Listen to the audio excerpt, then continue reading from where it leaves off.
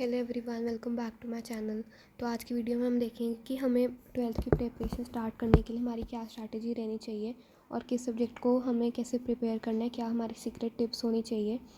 तो आपको पता है हमारा न्यू सेशन स्टार्ट हो गया है 2023-24। तो सबसे पहली टिप तो मेरी यहीं पे रहेगी कि start from the very beginning. तो कभी कभार ऐसा होता है कि बहुत सारी छुट्टियाँ होती हैं हमारे पेपर में, कभी कभार एक भी छुट्टी नहीं होती। जैसे इस बारी सेशन 2022-23 में बहुत सारी छुट्टियां थी। फिजिकल एजुकेशन के पेपर में 16 छुट्टियां थी, बट आईटी में एक भी छुट्टी नहीं थी। तो एंड में जाके पढ़ना बहुत मुश्किल हो जाता है, इसलिए शुरू से ही स्टार्ट कर दो, डे 1 से ही पढ़ना स्टार्ट कर दो।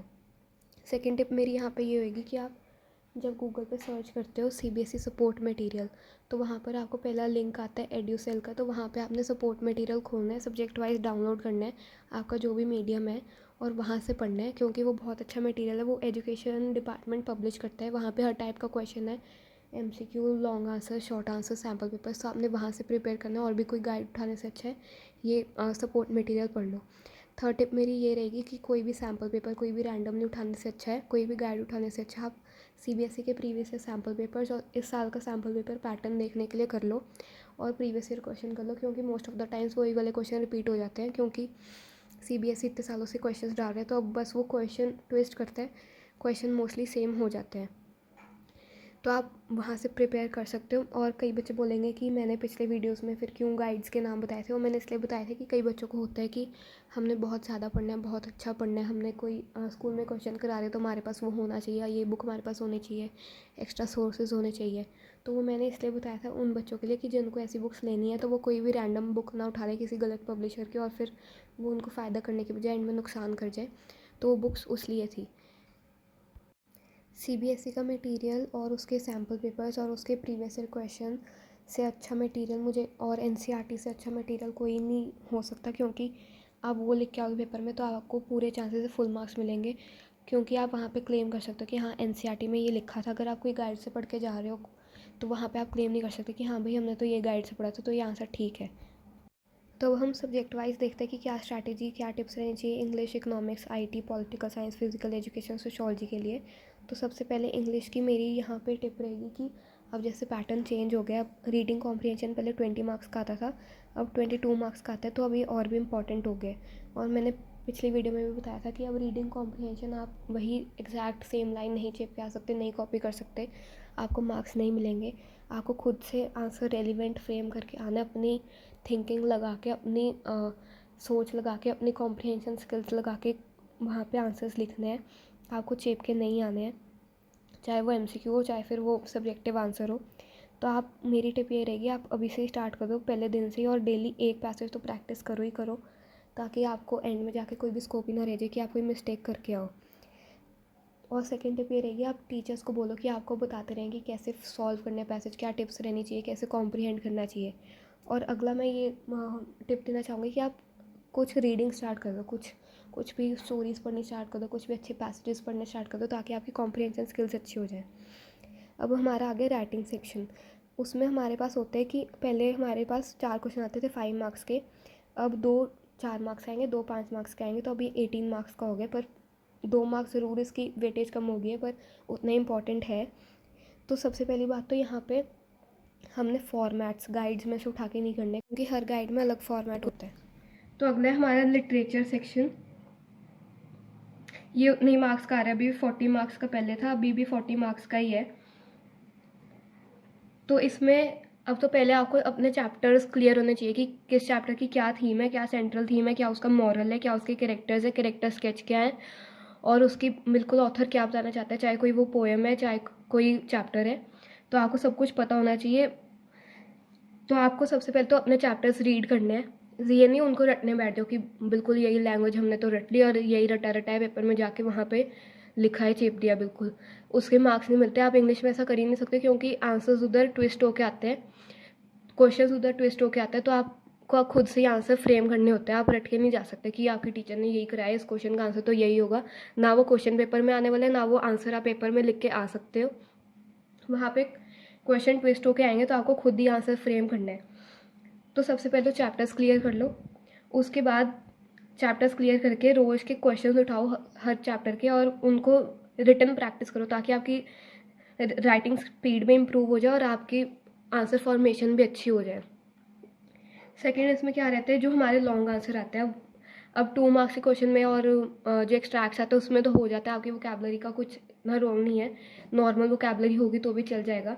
पर अगर आपका एम है कि आपने 99% या 100% लेने हैं, तो वहाँ पे सीबीएसई अपनी मार्किंग स्कीम में क्या लिखते हैं, या आप सैम्पल पेपर की भी मार्किंग स्कीम उठाना, उसमें सीबीएसई क्या लिखते हैं कि लॉन्ग आंसर्स में जो लिटरेचर सेक्शन का, उसमें आपने वोकैबलरी चेक करनी है बच्चे की। तो अगर आपकी वोकैबलरी बहुत अच्छी है तो आपको 5 में से 5 मार्क्स मिल जाएंगे, वरना आपको 4 या 3 मार्क्स मिलेंगे चाहे आपका आंसर बिल्कुल परफेक्ट है। क्योंकि बोर्ड्स के हिसाब से आपको अपनी वोकैबलरी रखनी चाहिए अगर आपको एम है आपका ज़्यादा मार्क्स लेने का। तो आप रोज़ के कोई भी 5 वर्ड्स उठा लो, या फिर आप एनसीईआरटी के ही अच्छे वर्ड्स याद कर लोगे ना, तो वो भी आपके लिए बहुत बेनिफिशियल होगा, आपके आंसर्स बहुत इम्प्रूव हो जाएंगे उससे। बाकी आप सीबीएसई की साइट पे आप देखना, आपको वहाँ पे मॉडल आंसर्स बाय टॉपर्स और मार्किंग स्कीम देखना आप सीबीएसई की, वहाँ पे आपको सारे आंसर्स दिए हुए हैं, तो आपको पता लगेगा आपको कौन सा आंसर कैसे फ्रेम करना है, तो उस हिसाब से आप अपने आंसर्स प्रिपेयर करो। सेकेंड हमारा सब्जेक्ट आ जाता है पॉलिटिकल साइंस। अब ये सब्जेक्ट ना बहुत ही अच्छा है, इसमें 2 बुक्स दी हुई हैं आपको अच्छी, बाकायदा 2 बुक्स हैं, वो भी सीबीएसई को कम लग रहा था, उसने आपको एडिशनल टॉपिक्स भी दी हैं, एडिशनल टॉपिक्स। इसमें मैप्स भी आते हैं, वो इंडिया का भी आ सकता है, और बहुत ही अच्छे लेवल का पेपर आया तो वर्ल्ड का भी आ सकता है, कार्टून क्वेश्चन भी आते हैं। बहुत सारी डेट्स है, तो सबसे ज़्यादा ज़रूरी है आप जैसे जैसे चैप्टर आपके स्कूल में कंप्लीट होता जा रहा है, पहले तो आप उसको घर आके रिवाइज़ करो। दूसरा काम आपने करना है, चैप्टर वाइज अपनी टाइमलाइंस बनाओ।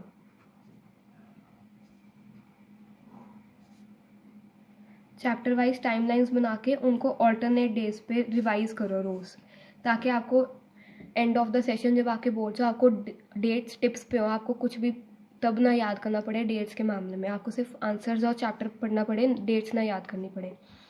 तो आप वो साथ साथ करते जाओ, ताकि आपको बहुत बेनिफिशियल रहेगा वो एंड ऑफ द सेशन में। तो टाइमलाइंस हमारी होगी। सेकेंड हमारे आ जाते हैं यहाँ पे एडिशनल टॉपिक्स। इधर एक तो सीबीएसई ने अपना रेफरेंस मटेरियल दिया ही हुआ है, जब आप सिलेबस डाउनलोड करते हो तो सीबीएसई ने अपना रेफरेंस मटेरियल दिया हुआ है, पर मुझे नहीं लगता वो इतना कॉम्प्रिहेंसिव है, क्योंकि हमारे टाइम में एक एनडीए पे टॉपिक था हमारे एडिशनल टॉपिक, और वो 6 मार्क्स में आया था, और उसका लिटरली सीबीएसई ने सिर्फ एक पैसेज दिया था रेफरेंस मटेरियल में, और वो 6 मार्क्स का क्वेश्चन आया था, तो वो एक पैसेज से तो आंसर बनना ही नहीं था। तो आपको थोड़ा बहुत खुद भी पढ़ना है उस टॉपिक के बारे में, अपनी भी जनरल नॉलेज आपकी होनी चाहिए, ताकि वहाँ पे क्वेश्चन आए तो आप लिख सको 6 मार्क्स में भी। तो खुद से भी आपने वो करना है ऑन योर ओन बिहाफ।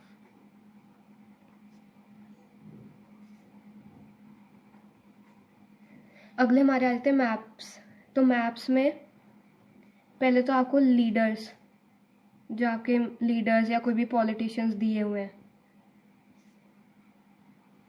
इनका बर्थ कहाँ पे हुआ और इन्होंने कहाँ से इलेक्शंस लड़े, या ये कहाँ पे ये जीते, जो भी इंपॉर्टेंट लीडर्स हैं ये आपको याद करना है, या आपको या तो नेट से सर्च करिए, आप तो आपकी एनसीईआरटी में दिया हुआ है, तो इसकी भी आप अलग से अपनी खुद की हैंड रिटन लिस्ट बना लो, और इसको भी ऑल्टरनेट डेज पे रिवाइज करते जाओ, तो ये मैथ्स क्वेश्चन में आ जाता होता है।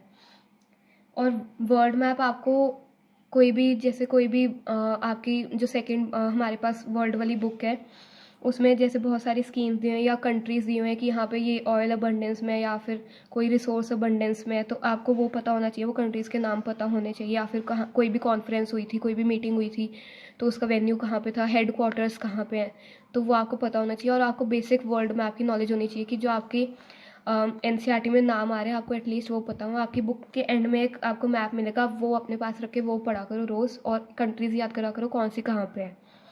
तो ये मैप्स के लिए हो गया। और मैप्स आप अपने प्रीवियस ईयर क्वेश्चन और सैम्पल पेपर में से प्रैक्टिस करोगे, वो बेस्ट सोर्स है, क्योंकि सीबीएसई मोस्टली वही उठा लेता होता है। बाकी आप इतना सब कर लोगे तो इनफ है, उससे ज़्यादा मुझे नहीं लगता ज़रूरत है, बाकी आपको स्कूल के टीचर्स भी कराएंगे। और मेरे पास मैप्स की लिस्ट पड़ी है, अगर आपको वो चाहिए वर्ल्ड मैप्स की भी, इंडिया की भी, तो आप मुझे कमेंट सेक्शन में बता सकते हो। थर्ड हमारे पास आ जाते हैं कार्टून्स। कार्टून बेस्ड क्वेश्चन आते हैं, एमसीक्यूज आते हैं। तो इसके लिए आपको पहले तो एनसीईआरटी में जो कार्टून्स हैं उनके नीचे लाइंस दिए हुए हैं, 1-2 लाइंस दिए हुए हैं, वो पढ़ लो, उनका कॉन्टेक्स्ट जान लो, उसमें कोई लीडर है या किसकी बात की गई है, किस ईयर में बात की गई है। जैसे हमारे में एक 3rd 5 ईयर प्लान का दिया हुआ है कार्टून, तो वो आपको पता होना चाहिए। आपको कार्टून्स अच्छे से पढ़ने हैं और उनको देखना है कि वहाँ पे क्या बताया हुआ है। तो आप ये प्रिपेयर कर लो और आपको CBSE का ही मटेरियल उठाओ, वही बेस्ट सोर्स है मेरे ख्याल से, तो वहीं से प्रिपेयर करो। बाकी आपको NCERTs पता होनी चाहिए। आपकी जो इंडिया वाली बुक है वो आपको एक टाइमलाइन फॉर्म में दी हुई है चैप्टर, उसमें टाइम वाइज है कि पहले ये हुआ, इंडिपेंडेंस हुई, फिर उसके बाद क्या हुआ और कैसे कैसे पार्टीज आई। तो आप वो चैप्टर वाइज पढ़ोगे ना तो आपके लिए बहुत अच्छा रहेगा, क्योंकि स्टोरी के फॉर्म में आपको सब याद हो जाएगा। और जो आपकी सेकेंड बुक है उसमें थोड़ा कॉम्प्रिहेंसिव है, पर वो ईजी बुक है। अगर आप उसको अच्छे से मतलब टाइम देके पढ़ोगे, आपकी वो भी अच्छे से प्रिपेयर हो जाएगी। थर्ड हमारे पास सब्जेक्ट आता है इकोनॉमिक्स। तो इकोनॉमिक्स में ना अब इसमें भी कार्टून बेस्ड क्वेश्चन आने लग गए हैं। जितना मेरा एनालिसिस है, कार्टून बेस्ड क्वेश्चन आपकी जो NCERT है ना उसी से उठाते हैं वो, या फिर अगर कोई बाहर से भी आता है तो वो बहुत ही बेसिक होता है, जैसे ग्लोबल वार्मिंग आ गया या फिर डिफॉरेस्टेशन आ गया, ऐसा सब आता है, तो ये आप कर सकते हो आराम से। और इसमें जो हमारे पास है, एक मैक्रो है हमारे पास, दूसरी है IED। जो मैक्रो है वो मेरे ख्याल से आपको NCERT नहीं पढ़नी चाहिए। वो NCERT ना बहुत लिमिटेड है, अगर आप वो उठा लोगे ना आपका दिमाग ख़राब हो जाएगा, आपको कुछ समझ नहीं आएगा और आप मतलब आप पढ़ ही नहीं सकते उसको, कुछ नहीं हो सकता उससे। तो आपको मैंने पिछली वीडियो में भी बताया था, संदीप गर्ग उठा लो, वो अच्छी बुक है मैक्रो के लिए, बहुत अच्छी बुक है। उसमें क्वेश्चंस भी अच्छे से दिए हुए हैं, उसमें चैप्टर की एक्सप्लेनेशन भी बहुत अच्छे से दी हुई है। अगर किसी ने इकोनॉमिक्स कभी पढ़ी नहीं ना तो भी उसको वो समझ आएगी। तो आप ये उठा लो संदीप गर्ग मैक्रो के लिए। और IED आपने NCERT से ही करनी है, वो कहीं से नहीं करनी, चाहे जितना मर्जी अच्छा पब्लिशर हो, NCERT से ही करनी है आपने। बाकी इसमें आते हैं न्यूमेरिकल्स। मिनिमम 4 मार्क का न्यूमेरिकल तो आता ही है। तो आप अपने पहले तो नेशनल इनकम चैप्टर के आपके मेनली आते हैं न्यूमेरिकल्स, तो आप उसके फॉर्मूलाज अच्छे से याद करो, हो सके तो उनकी भी अपने पास एक लिस्ट बना लो और रिवाइज करते जाओ। और जब स्कूल में चैप्टर कंप्लीट हो जाए अपने न्यूमेरिकल्स भी प्रैक्टिस करते जाओ, रोज़ कुछ न्यूमेरिकल्स उठा लो और प्रैक्टिस करो, ताकि आपको एंड में सब कुछ आता हो, आपको मुश्किल ना हो। अगला सब्जेक्ट हमारे पास फिजिकल एजुकेशन। अब बच्चे ना इसको बहुत लाइटली ले लेते हैं कि फिजिकल एजुकेशन ही तो है, इसमें तो ऐसे ही पास हो जाएंगे। मुझे लगता है ये सबसे टफ है, क्योंकि इसमें आपकी हैंड बुक जो है, एक तो इसकी NCERT नहीं आती, दूसरा हर कोई स्कूल अलग अलग बुक लगा देता है, तो बच्चे अगर आपस में एक दूसरे के स्कूल से पूछते हैं तो कंफ्यूज हो जाते हैं कि भाई हमारे स्कूल में तो ये कराया ही नहीं, फिर कंफ्यूज हो जाते हैं। तो सबसे पहले तो आप अपने स्कूल वालों ने जो रिकमेंड करी है वो पढ़ लो अच्छे से। उसके बाद अपनी हैंड बुक की भी 1-2 बार रीडिंग ले लो, और कुछ नहीं तो इसमें से MCQ ज़रूर कर लेना। CBSE वही डायरेक्ट MCQ उठा के पूछ लेता होता है पेपर में। और ये जो हैंड बुक के MCQs हैं, इनके आंसर ना हैंड बुक में दिए नहीं हुए, आपको अपने बिहाफ पे ढूंढने पड़ेंगे गूगल से, तो वो ज़रूर ही करके जाना। और हैंड बुक की 1-2 बार तो रीडिंग ले ही लेना, ताकि आपको वहाँ पे आता हो, क्योंकि इस बारी भी एक डेफ ओलंपिक्स पे CBSE ने उठा लिया था क्वेश्चन, लाइन ही उठा ली थी हैंड बुक में से और वो पूछ लिया था पिक्चर क्वेश्चन में। तो अच्छे से ये तो पढ़ के ही जाना और प्रीवियस ईयर क्वेश्चन ज़रूर कर लेना। अगला सब्जेक्ट हमारे पास आता है IT। अब इसकी भी फिजिकल की तरह कोई बुक नहीं आती, NCERT नहीं आती, बस CBSE अपनी हैंड बुक पब्लिश करता है, वो आपको प्रिंट ही करवानी पड़ेगी।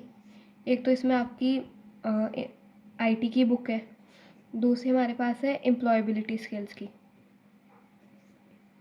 ये दोनों आपने पढ़नी है। इसकी आप 1-2 बारी रीडिंग ले लोगे, बहुत बेसिक है, इतने में हो जाएगा, पर ये आपको थरो होनी चाहिए, 4 to 5 टाइम्स आपने पढ़ी होनी चाहिए। इसका एक एक वर्ड इंपॉर्टेंट है, एक भी वर्ड वहाँ पे, जैसे एक हमारे जावा में एक वर्ड है ग्लिफ, तो ये CBSE कभी कभार 1 मार्क में पूछा जाता है कि इसका मीनिंग क्या है, या फिर कोई भी वहाँ पे कोड दिया हुआ है तो CBSE वही उठा के पूछे थे कि अच्छा वही कोड आ जाएगा पेपर में, और उसमें 1-2 चीज़ें उन्होंने ओमिट कर दी होंगी और पूछेंगे कि इसमें क्या एरर है, तो वो आपको पता होना चाहिए। NCERT आपकी थरो होनी चाहिए, आपको अच्छे से पता होना चाहिए। दूसरा इसमें क्या, आपको अपने लैपटॉप्स में या आपके पास जो भी PC वगैरह है उसमें आप जावा और DBMS ज़रूर डाउनलोड कर लो। जावा के लिए आप नेटबीन्स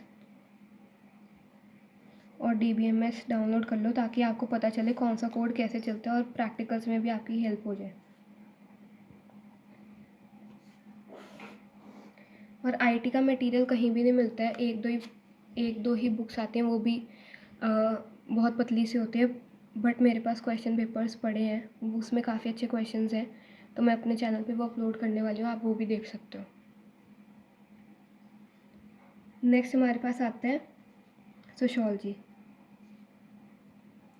अब इसमें तो सबसे पहले सिलेबस इतना नहीं होता, सिलेबस आराम से कंप्लीट हो जाता है और बहुत ही इजी सिलेबस है मेरे ख्याल से, बट बॉक्सेस इसमें होते हैं तो बच्चे सोचते रह जाते हैं सेशन के एंड तक कि बॉक्सेस पढ़ने हैं नहीं पढ़ने हैं, तो बॉक्सेस तो सारे ही पढ़ने हैं, बट कई बॉक्सेस हैं वो बहुत अच्छे से पढ़ने हैं। जैसे मैंने पिछली वीडियो में भी आपको कई एग्जांपल्स दिए थे, तो वो तो आपको टिप्स होने चाहिए। इस बारी बहुत सारे क्वेश्चन बॉक्सेस में से आए थे और मोस्टली प्रीवियस ईयर क्वेश्चन से रिपीट हुए थे, तो बहुत ज़रूरी है। सोशियोलॉजी की मुझे नहीं लगता कोई गाइड चाहिए आपको, CBSE का ही मटेरियल कर लोगे बहुत है।